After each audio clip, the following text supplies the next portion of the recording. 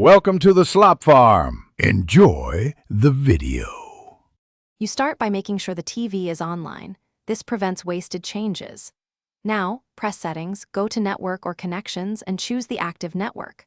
Once there, pick Advanced or IP settings. Some TVs hide DNS under Manual or Static. You need to switch from Automatic to Manual DNS so you can enter custom values. Make sure you have two addresses, primary and secondary, handy before you type to avoid connection drops during entry. Once switched to Manual DNS, tap into the DNS fields and input the primary address first. This is the one the TV will try first. Then enter the secondary as a fallback. Use the remote keypad carefully.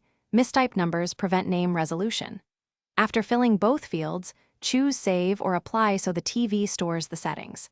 Make sure to reboot the TV or toggle the network off and on to force it to request addresses using the new DNS. You finish by verifying the change. Open an app or the Smart Hub and load content. Success means DNS is resolving.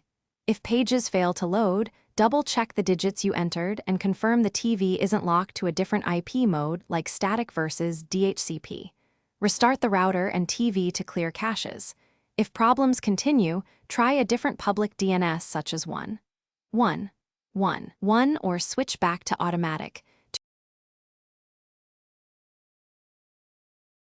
Thanks for watching. Consider subscribing if we helped you today.